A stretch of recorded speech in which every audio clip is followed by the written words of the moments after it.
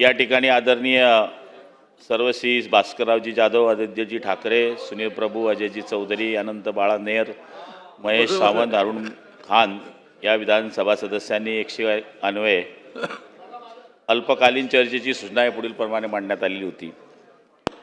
या विषयामध्ये एकूण कोकणामध्ये पालघर आणि ठाणे रायगड जिल्ह्यामध्ये एकूण 5 जिल्हे या ठिकाणी येतात।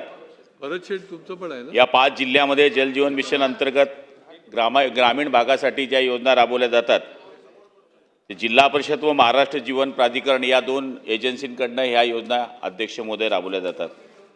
यामध्ये भौतिक प्रगतीच्या बाबतीमध्ये प्रश्न या ठिकाणी विचारले गेले की एकूण योजना किती आणि कामं किती।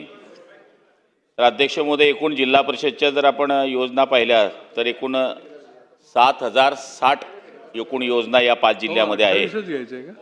त्यापैकी 100% योजना या 2973 झालेल्या आहे।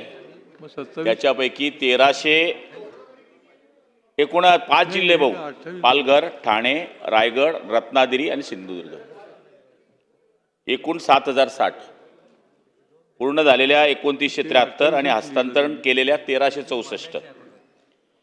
आर्थिक प्रगती या ठिकाणी विचारली गेली होती अध्यक्ष महोदय। तर एकूण अंदाजित योजनांची संख्या ही 7060 आहे आणि एकूण अंदाजित किंमत ही 8568 कोटी 69 लक्ष आणि एकूण जो खर्च झालेला आहे तो 3882 कोटी या ठिकाणी खर्च झालेला आहे।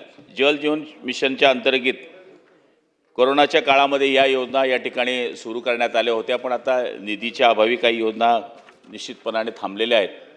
पण तरीसुद्धा आता आपण केंद्राशी 8 तारखेला जी बैठक झाली त्याच्यामध्ये माननीय मुख्यमंत्री महोदयांच्याबरोबरही त्या ठिकाणी CR पाटील साहेबांची आमची या ठिकाणी बैठक झालेली आहे।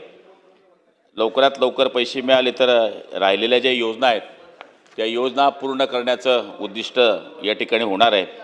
तथापि जलजीवन मिशन कार्यक्रमाला 2028 पर्यंतची आता मुदतवाढ देण्यात आलेली आहे आणि सर्व कामं उपरोक्त कालावधीच्या आत पूर्ण करण्याचा आमचा डिपार्टमेंटच्या अधिकारी मानस आहे।